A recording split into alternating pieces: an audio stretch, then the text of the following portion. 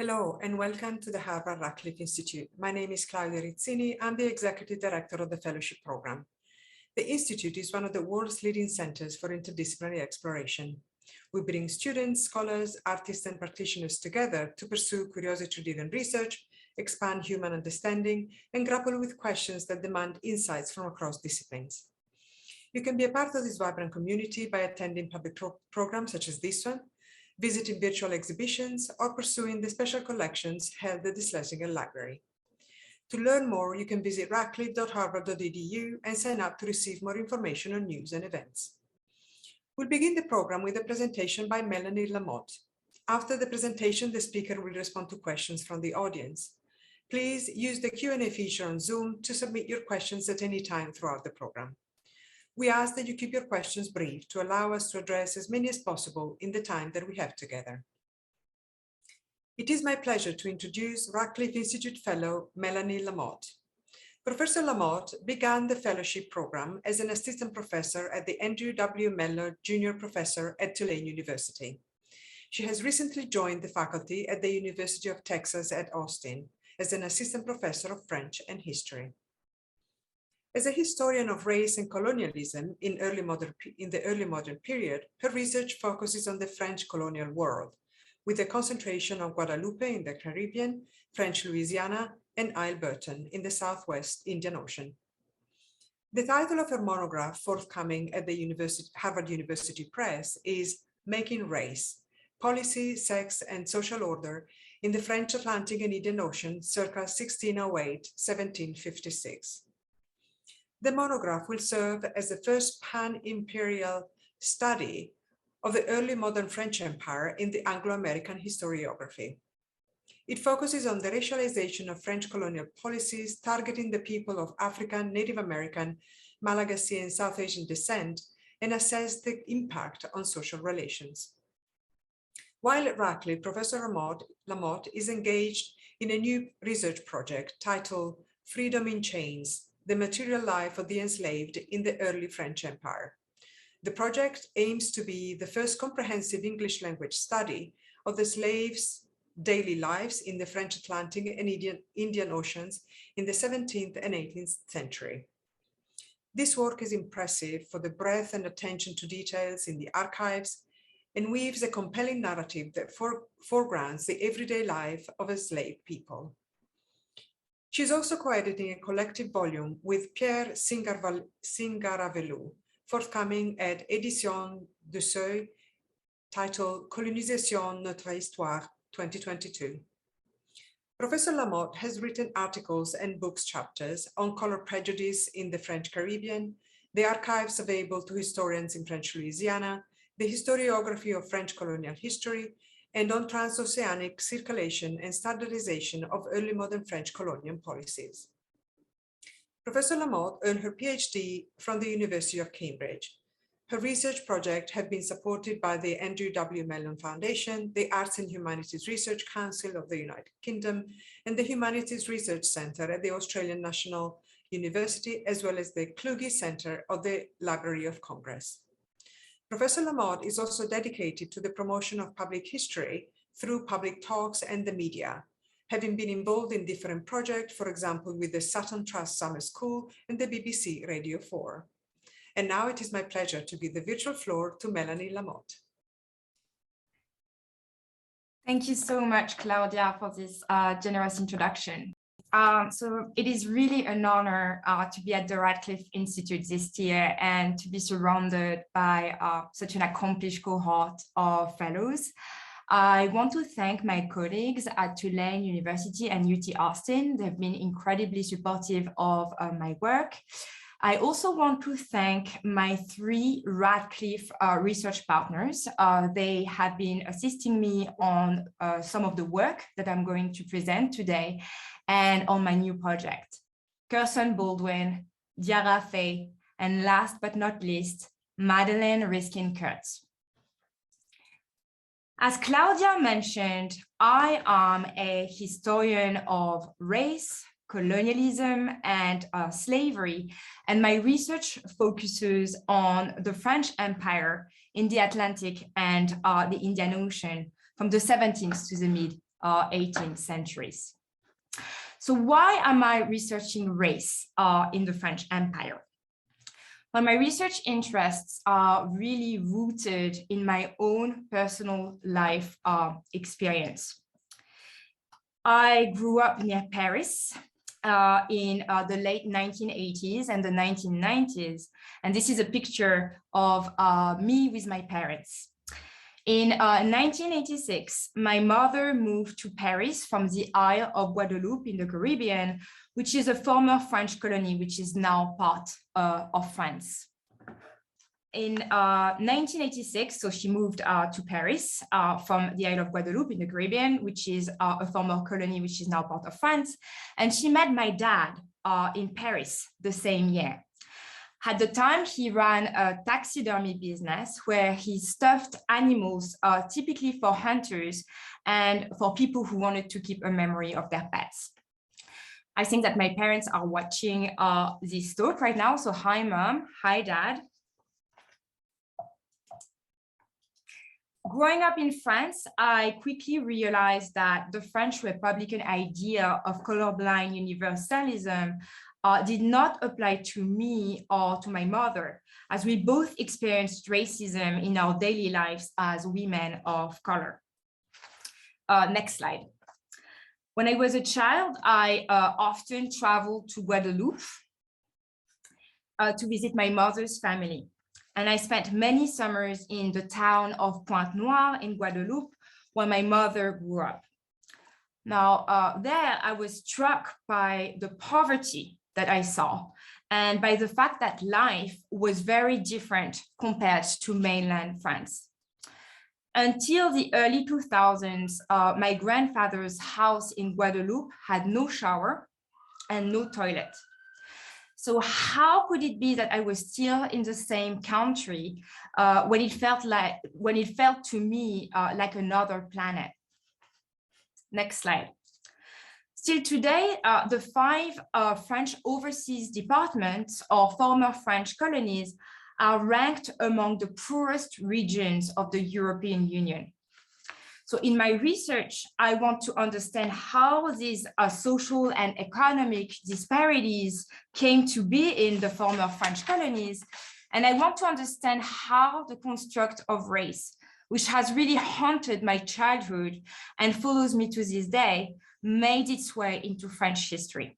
And to do that, I go way back to the 17th and to the 18th century. So I'm now going to try to share my slides, if you don't mind, because I think I'll have to manage this myself. Okay, hopefully you can see them now.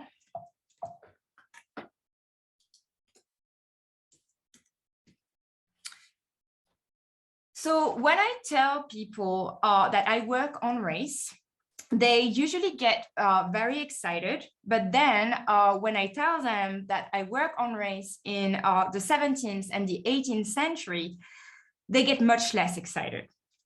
But the reason why I find the early modern period so fascinating and important is because this was a time when the French started building their colonial empire in Guadeloupe and elsewhere. It was then that they began to forcibly bring enslaved Africans from West Africa to the Americas. So of course, there were far-reaching migrations and commercial networks in places like the Mediterranean and the Indian Ocean well before the early modern period. But it is also in the early modern period from the 16th century that our world became really interconnected on a global scale from the Atlantic to the Pacific, partly because the Europeans created vast overseas empires during this period. So the early modern period was absolutely crucial to the making of our global world, in the making of race, and in the making of social inequalities in the French context and beyond, including the United States. And yet it has received relatively little attention in the scholarship. So one of the reasons why few scholars are working on the early modern period is because historical sources are scarce, and those that exist are difficult to access. So you have to remember that most people in the French Empire in this period could not read or write. And this means that most historical documents from this period come from a white elite minority. Now, by contrast, enslaved people left us virtually no first-hand narratives. So how can we reconstruct their experiences when their stories are told through the perspective of a biased white elite who was only occasionally interested in their experiences? So to do this, I work with a variety of sources. So for example, one thing that I do is look for traces of these people's lives in official documents. For example, we can hear echoes of the voices of the enslaved and free people of color in the transcriptions of testimonies they gave in court. Another source of information is the records that were kept by the Catholic Church. So in every parish, priests would record births, weddings, and funerals, including people's names and their ethnicity. And this allowed me to estimate the number of mixed marriages and mixed children over time and in different colonies. I also use acts of property sales and donations and estate inventories to compare people's financial situation. And in addition, I use items in museum and gallery collections and archaeological records. Importantly, most of the documents in the archives have not been digitized. And this means that I am very fortunate because I got to travel to the archives across France, the Indian Ocean, the Caribbean, and the United States. Now, many of the documents from earlier periods in the archives are left uncatalogued. So often you spend weeks alone in a dark and dusty room, going through piles of boxes, having no idea what you are going to find in them.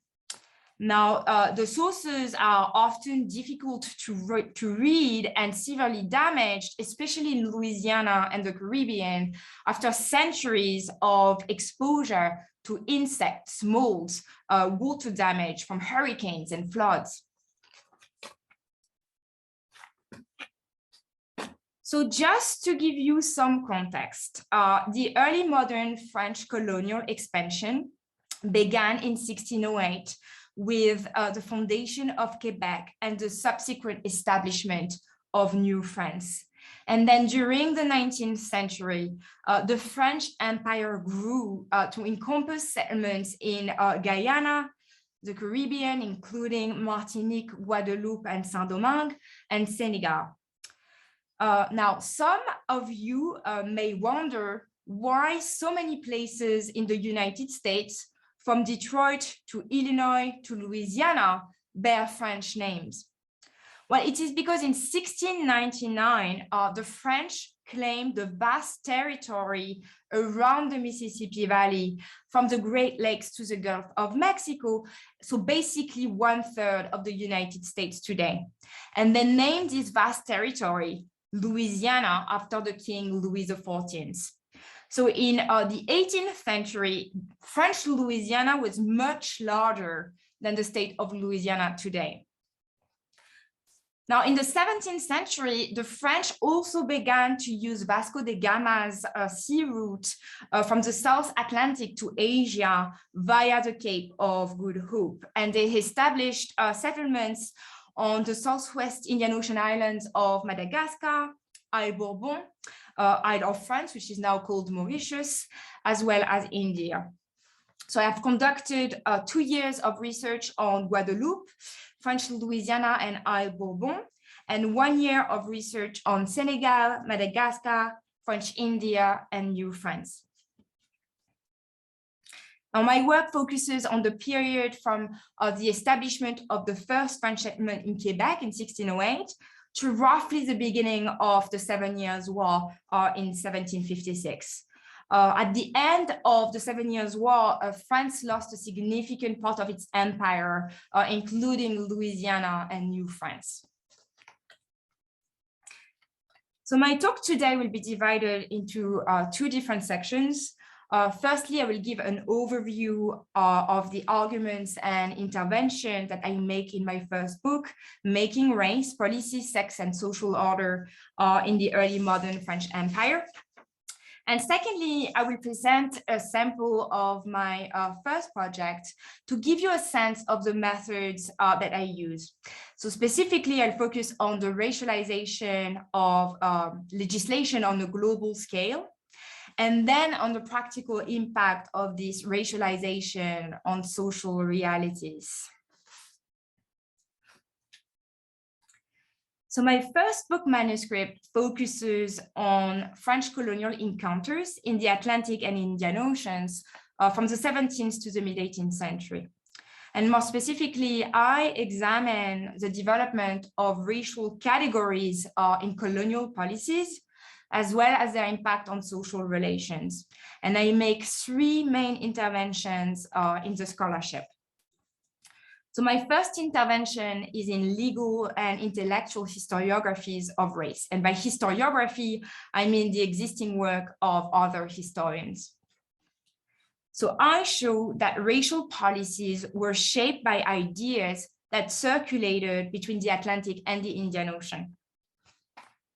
So there is an approach in my field, which is called Atlantic history, and it consists in looking at the Atlantic as a zone of exchange between Western Europe, West Africa, and the Americas. So for decades, the scholarship has been looking at exchanges which took place within the Atlantic world to see how they shaped French policies concerning race. My research takes this approach one step further by looking at the circulation of ideas between the Atlantic and the Indian Ocean. I argue that developments which took place in the Indian Ocean influenced racial policies in the Atlantic and vice versa. Now, my book is the first pan-imperial study of the early modern French Empire in the English-speaking scholarship. Then the second argument in my book is that most racial policies regarding colonial populations had little impact in practice. And I focus specifically on policies of cultural assimilation, policies of religious conversion, the legislation discriminating against free people of color, and policies targeting intermarriage and mixed sexual relations.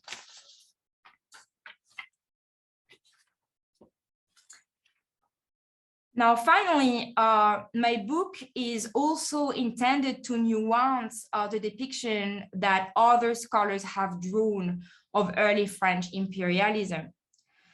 So the third argument in my work is that there was a French empire in the early modern period. The scholarship has portrayed the early modern French empire as a fragmented collection of isolated colonies with no coherent imperial policy.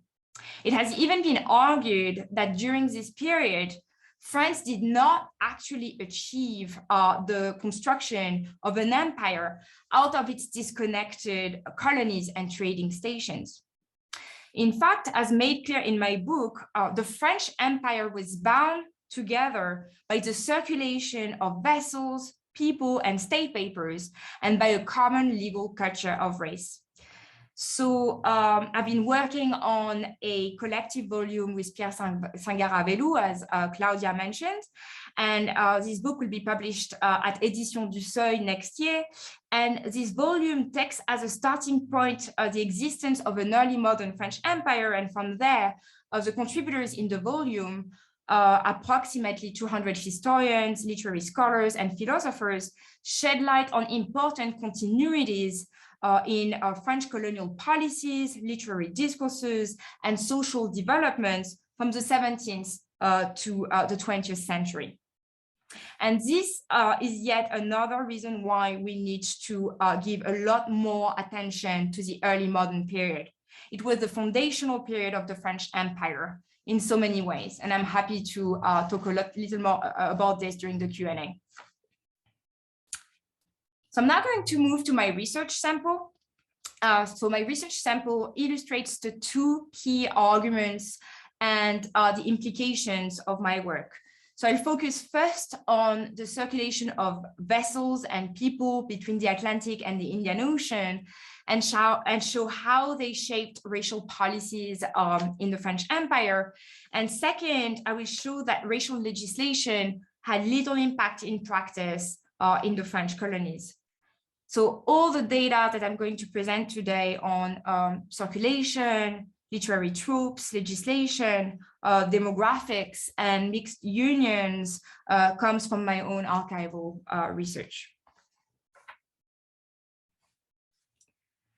So to begin with, let's look at the infrastructure that enabled the transoceanic circulation of information.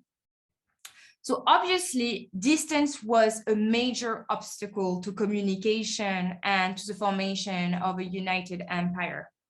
So today, when we travel somewhere and our flight is delayed by a few hours, we find it completely unacceptable. But in the 18th century, the voyage from Western Europe to the Caribbean took 5 to 9 weeks, and it took 14 to 21 weeks to go from France to New Orleans, Louisiana.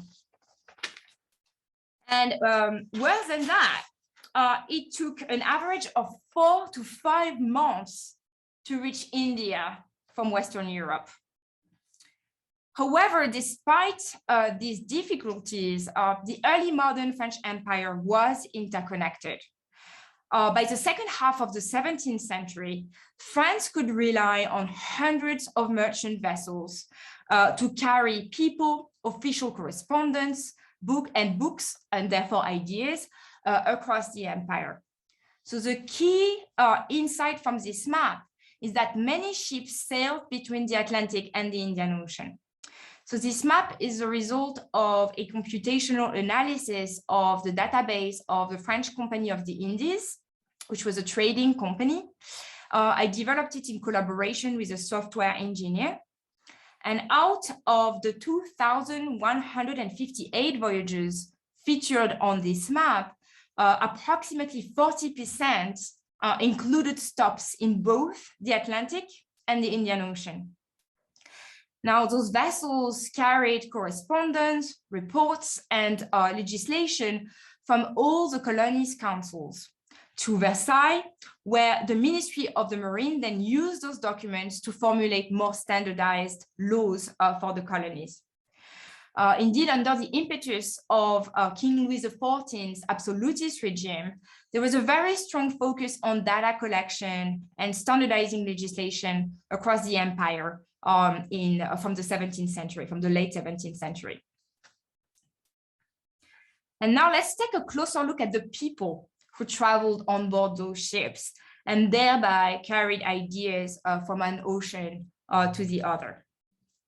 So I'd like to thank my Radcliffe research partner, Madeleine Riskin-Kurtz, for helping me gather and translate the data on which this second map is based.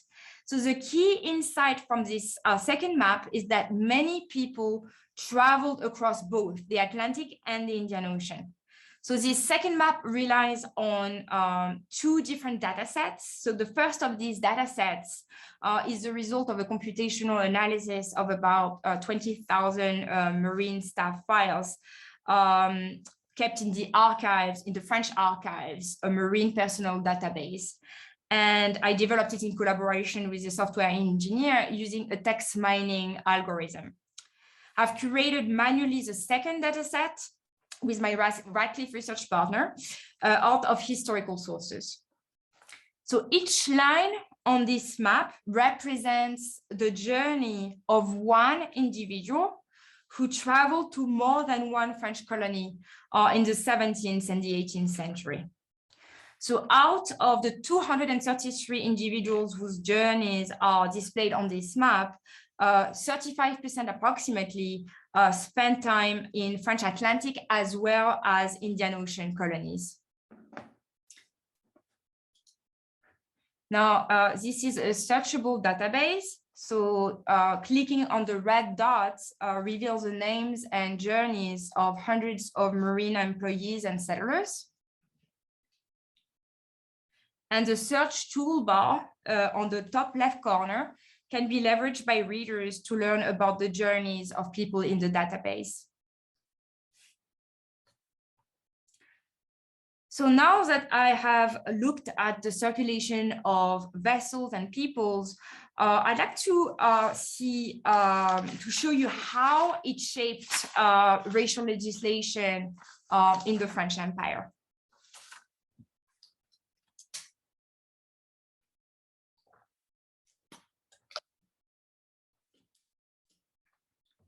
So I will now show that developments that which took place in the Indian Ocean influenced policymaking in the Atlantic.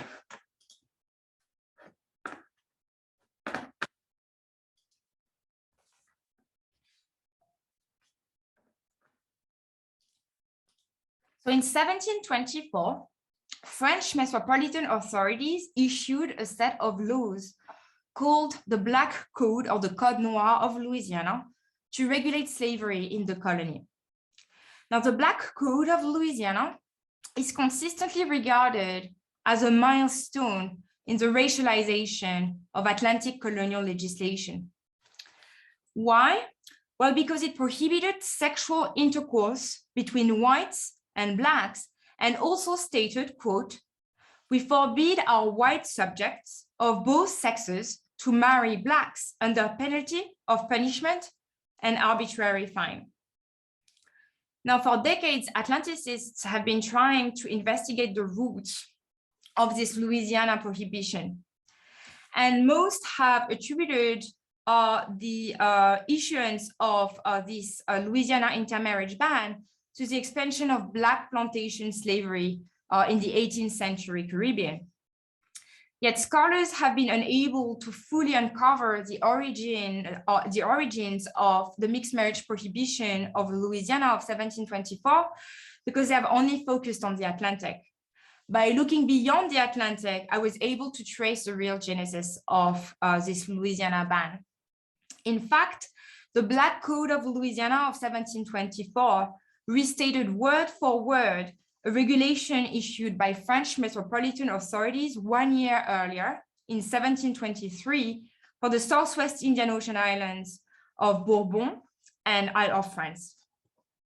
Now, the regulation for Île Bourbon and Isle of France also specified that free blacks were still allowed to marry their enslaved concubines and also forbade illicit sexual intercourse between blacks and whites. So really, it was completely identical, and the mixed marriage prohibition of Louisiana of 1724 can only be fully understood in light of previous developments in the Indian Ocean. So the original intermarriage law issued for Île Bourbon was not actually the first law that was issued on Île Bourbon to prohibit intermarriages. And this particular law issued in 1723 was drafted as a response to the propagation of Black plantation slavery on the island from the 1720s. And here slaves are represented in blue.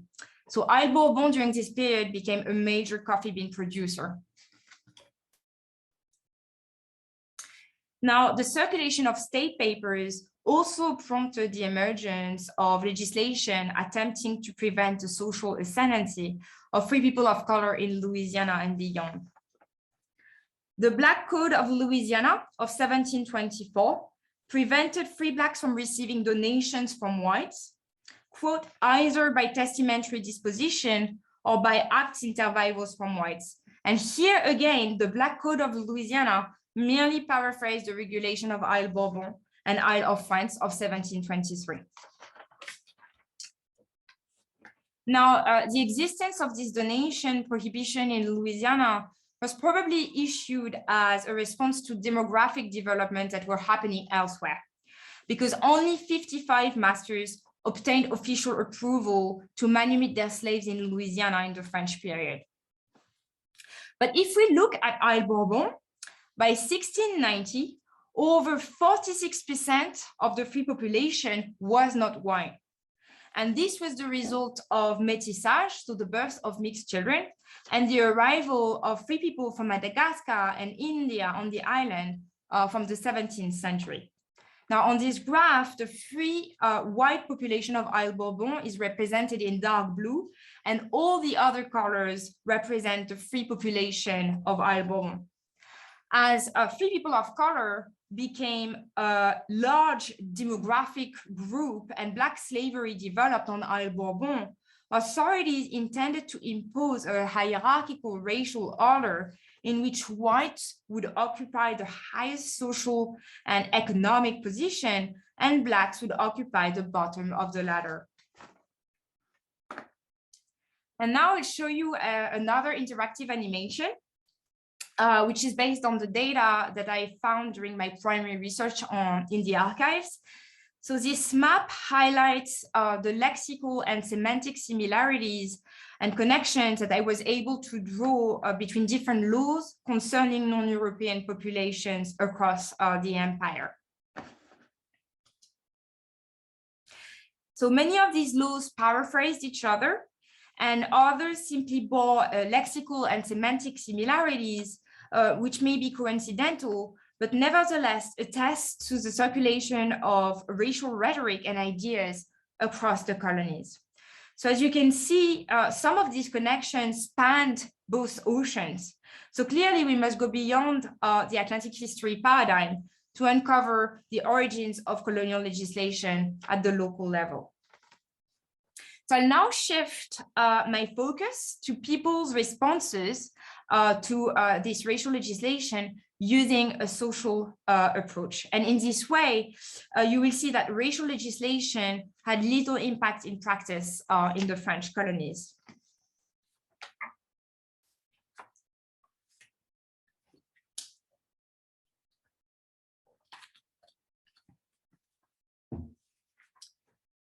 So for a long time, historians who looked at the history of race in the early modern period mostly focused on the legislation issued by French authorities. And this is a very reasonable place to start from. But looking at legislation tells us what authorities wanted to happen. And it does not tell us what actually happened on the ground. So when French authorities issued regulations forbidding mixed relationships, a follow-up question we can ask is, despite the law, how many mixed children were born in practice in the colonies? So when I was writing this part of my book, I was still in Cambridge, England. So I flew to different places across the world, including Louisiana, and studied baptism records in a dozen local archives, counting the number of mixed children one by one. And I actually found that métissage, or the birth of mixed children, was in fact widespread in French Louisiana and other colonies, despite the ban prohibiting mixed sexual relationships. So this is a sample of the data that I've collected in the archives. The part highlighted in yellow is for New Orleans, Louisiana.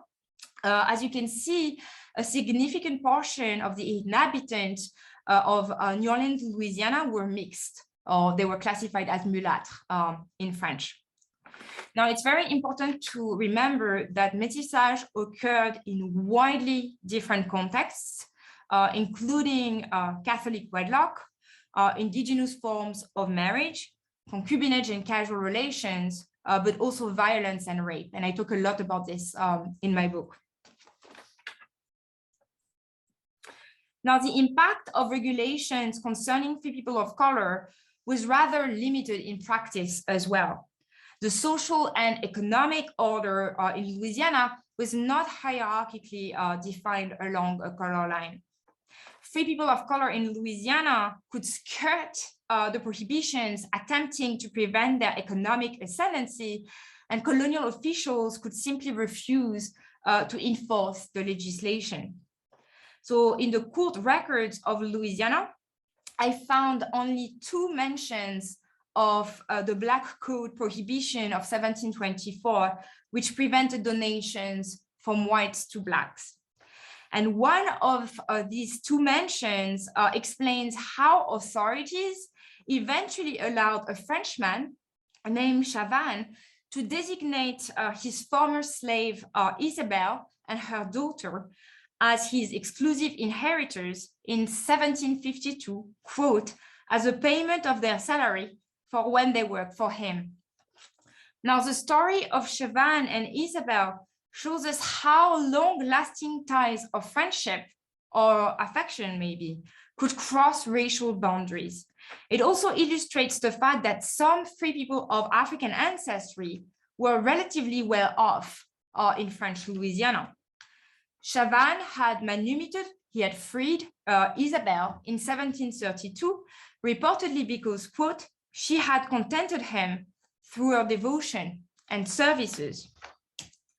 Isabel subsequently acquired an attractive property on Royal Street in New Orleans, which formerly belonged to Chavannes. In 1738, Isabel purchased a herd of cattle from a man named Ravine, and Chavannes helped Isabel direct her new business and got involved in some notarial matters regarding her cattle. Now, according to a list of property owners made in the 1720s, a dozen free Blacks like Isabel owned properties in central New Orleans in this period. One free Black man named Marty even owned several buildings in the city. Now, the small number of free people of color residing in French Louisiana were often relatively comfortable. A few worked as farmers, and some occupied more distinguished professions, working as plantation overseers, domestic servants, craftsmen, and sailors, for example. Thanks to their hard work, these free Blacks were likely better off than many white settlers in Louisiana. And here I would like to emphasize their resourcefulness and grit, since they managed to climb the social ladder despite the discriminations they faced in their daily life and because of official policies.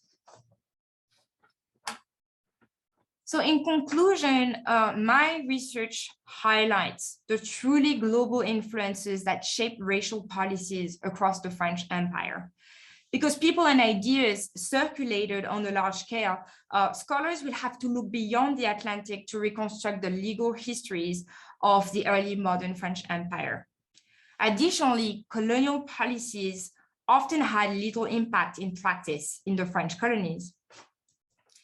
A driving force in my research is really the desire to bring the neglected social, economic, and cultural experiences of Black populations in the French colonies to the fore. And this is why here at the Radcliffe, I've also been working on a second research project about enslaved people and their material lives in the early modern French Empire. Partly because this history has been marginalized, I've been committed to raising awareness of historical memory and legacies through public history. My most recent intervention took place on BBC Radio 4, where I talked about slavery and how my own family story has influenced my approach to history. Several years ago, I started investigating my family history on the Caribbean island of Guadeloupe. I managed to trace my family history back 7 generations to my slave ancestor named Anne Rose, who worked on a sugarcane plantation on Guadeloupe in the late 18th century. For 7 generations, my mother's family has kept the name of my slave ancestor, Anne Rose, as their last name. So Anne Rose is my mother's maiden name. My desire to understand this past and its ramifications drives my approach to Black history. It drives my commitment to uncover not only the perspectives and achievements of the intellectual and political elites, but also those of the silenced and underrepresented majority. Thank you. And now I'd like to bring Claudia Rizzini back for audience Q&A. Thank you, Melanie. This is absolutely wonderful work. Thank you, Claudia. Yeah, absolutely. Okay, we do have quite a few questions, so let's get going. Have you made any type of comparison between early modern race studies in Anglophone countries as compared to France? Oh, that's a very good question. So there are some similarities in the historiography. So I'm not focusing so much on discourse anymore, but I have published a little bit about that. So in the British Empire, so if you look at studies by Joyce Chaplin, for example, or Winthrop Jordan, they are basically arguing that race as the idea that that certain physical features and intellectual features are being transmitted through the generation in blood really developed or crystallized at the turn of the 18th century, at the very beginning of the 18th century, when Black slavery expanded. Mm-hmm. So I did observe as well in the French context that that race, obviously it existed before, it wasn't new, but you really see an expansion of those discourses concerning blood, heredity, the fact that it was fixed, that it couldn't be removed at the turn of the century as well. So there are some similarities here, definitely. Mm-hmm. Although you work on the 17th and 18th century, how do you see the influence of this history on the ways race is perceived and lived in modern-day France? Could you repeat the second part of this question? Sure. The listener wants to know, how do you see the influence of this history on the ways race is perceived and lived in modern-day France? That's a good question. Well, there are so many similarities. So obviously this presentation was mostly focused on regulations, but race is something that's being experienced in daily life as well. It's something that's being experienced in the kind of discourses that we're having. So something that I've noticed, I'm going to give you specific examples. In the sources from the 17th century, there was this narrative that Blacks were lazy. And I think that it was born because they were enslaved and they wanted to push them to produce more and more. So they were accusing them of being lazy so that they could produce more and more. Very interestingly, if you look at France now, very often you hear those discourses of Black people being incapable of doing things, of being lazy, and so on. So these discourses persevered in the contemporary narrative. There are also ideas about the beauty, the physical appearance of people of color, including women of color, that you'll find in France as well. Earlier in this talk, I talked about my own experience of racism in France. Something I've experienced is comments such as, "Oh, Black people have 6 lips," and these kind of things. It's very shocking. And so there are discourses that were already present in the 17th century. So this is not new.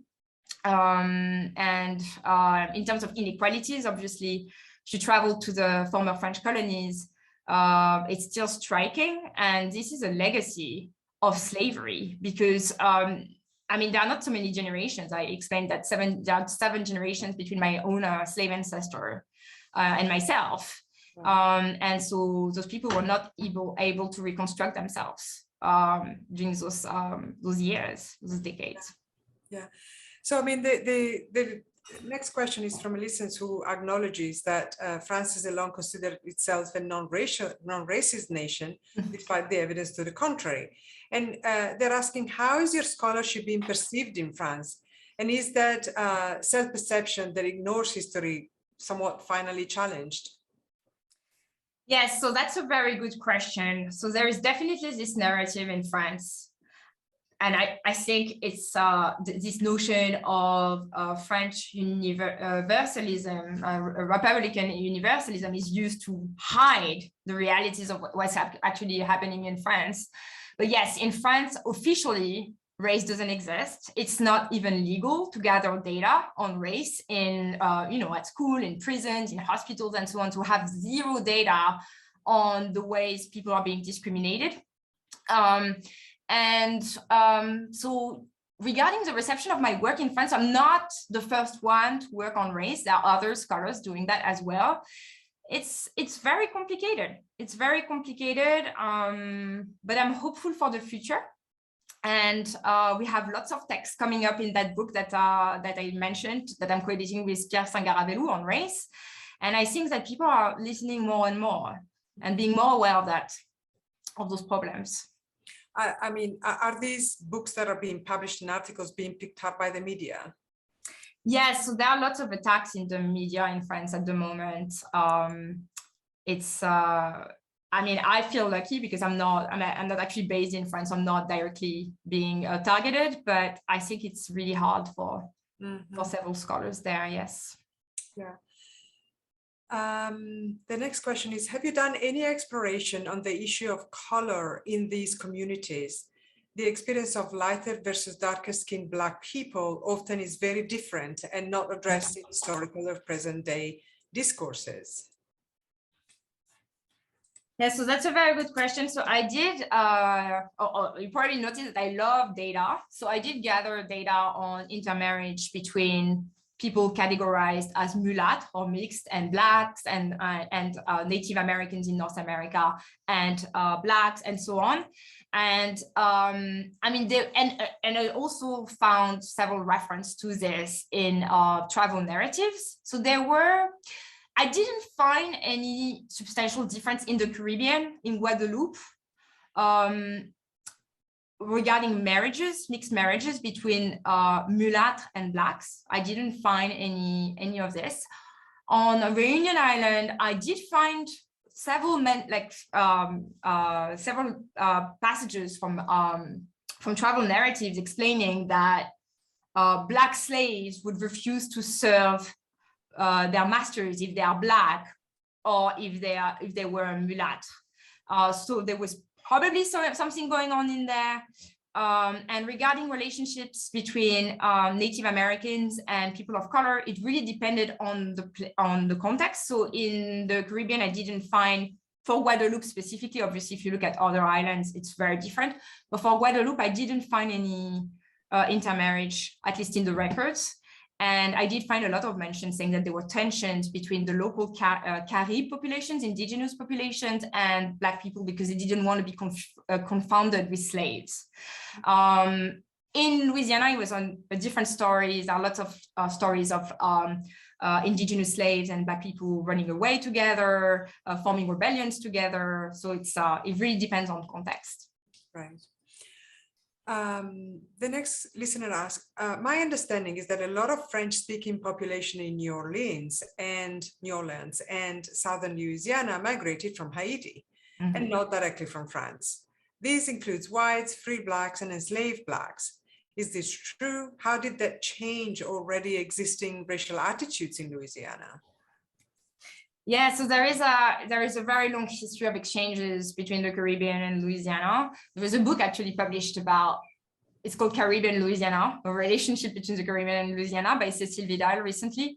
So there was, especially, it started with the Haitian Revolution in the early 19th century, that a lot of refugees from Saint-Domingue came to New Orleans and built a community there. And now there is a growing community of Haitian people in New Orleans.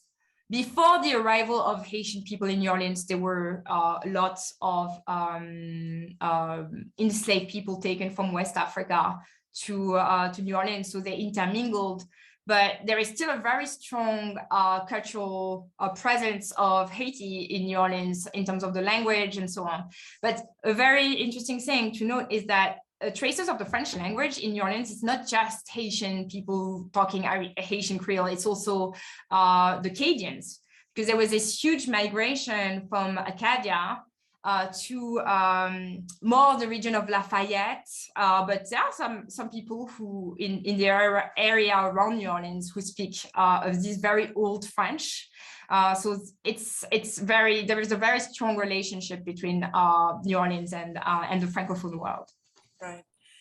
I guess staying on the islands, the next question is, my question is regarding islands and insularity. From your research, did you observe any difference between the island colonies, such as Guadeloupe and Île Bourbon, versus the continental colonies, for example? Was there a different attitude to racial mixing there? Wow, that's a very good question, because I'm actually revising my book right now.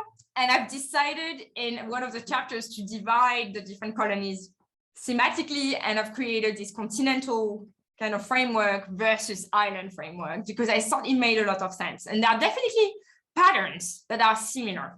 For example, in the continental colonies, something that I noticed is that people had a tendency to run away. Everybody, like whether people of color, white people, it was hard.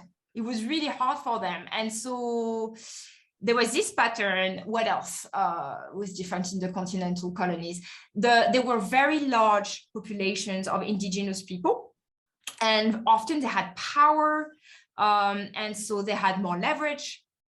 And so the French would have, for example, to ask for their authorization to settle on their territories in the first place. It happened in India. It happened in West Africa, for example. And on the islands, then by the 18th century, so it was much smaller, but most of them. Saint-Domingue is an interesting example. I'm not going to talk about it because it's larger. But the tiny islands were more easier to control, to apply social control of the enslaved. And they had those plantation, I talked about coffee in Réunion Island on Île Bourbon, but also in the Caribbean, they had sugar. And so they had massive amount of slaves coming in the 18th century. And so it was, Île Bourbon is a complicated story. I already talked about that, but in the Caribbean, it led to the emergence of a very hierarchical, racially divided society. So it's, obviously there are very strong differences between those largest colonies and those tiny islands. Yeah. Did France in the 1750s think of itself as an imperial power, or did administrators in Paris believe they were just managing an ad hoc collection of territory? Yeah, that's a very good question. I believe that by the early 18th century, they knew that they had an empire, that they called those places colonies. And by the way, they called them colonies, whether they were trading outposts or not trading outposts, they called them colonies. And it was a centralized system at the Ministry of the Marine in France, managing all those different places. They had different trading companies with wide scopes. I mean, the Compagnie des Indes, the French Company of the Indies, had its commercial influence went from Louisiana to West Africa to the Southwest Indian Ocean to India. So it was definitely, they saw it that way. They saw it, and they did not see the divide that scholars are making between like those different, like the Atlantic versus the Indian Ocean. They didn't think like that. Yeah, of course, yeah. Histories of race in the French Empire, especially in the early modern period, have tended to focus on when race as a category emerged. How does focusing on laws regulating race help to move beyond that debate? Yes, exactly. That's a very good comment. So I really want to say that I'm not interested in finding out when race emerged. I actually think that race probably always existed. But the law, what's interesting with the law to me, I think, is to show that it was an empire and that it was standardized and that they tried to apply the standardized legislation on a global scale.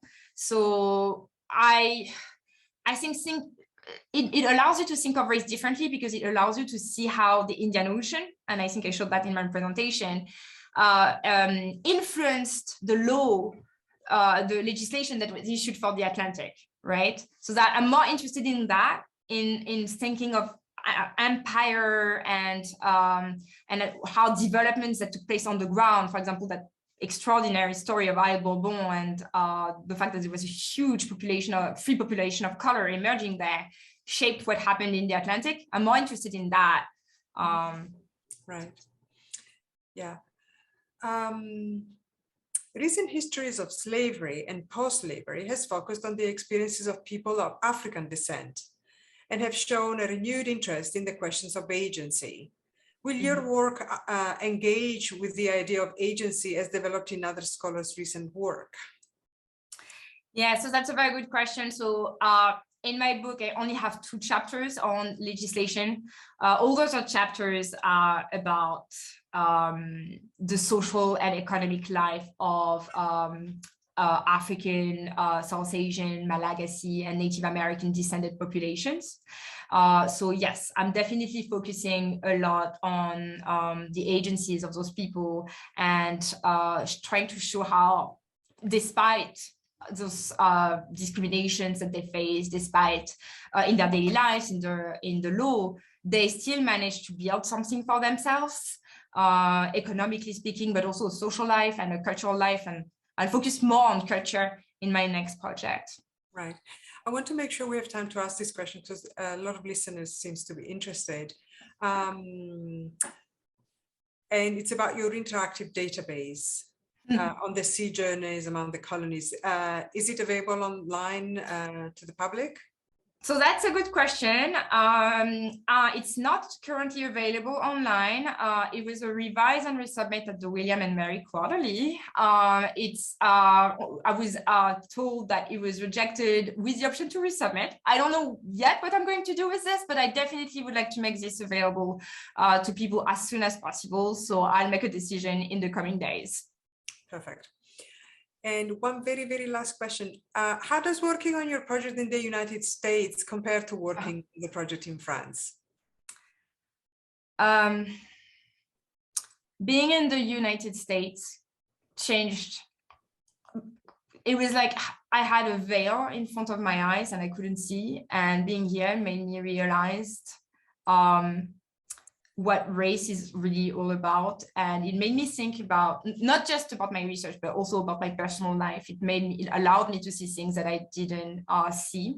And I think that's because here in the US, there is a much stronger tendency to, for this period at least, to really focus on people who have been marginalized and to find methods to do that. So I think that my second project in particular and the directions that I'm taking now that I'm revising the book, I'm really trying to engage a lot more with the agency of those people, not just like, again, I talked about their social life, their economic life and so on, but also the way they shape the laws themselves, right? So being here really allowed me to look at that a lot more. It's not a field, race studies, ethnic studies, it's not a field that's really present in England, where I did my PhD. And so being here was wonderful. It's been, yeah, really, it has changed everything. Thank you, Mélanie. Thank you for your wonderful presentation and for your perspective. Thank you. I also want to thank the audience for the terrific questions. I hope you'll be able to join us for other Radcliffe virtual programs. You can find out about future programs and watch videos of past events at radcliffe.harvard.edu. Thank you again for joining us today and have a great rest of the day. Bye-bye.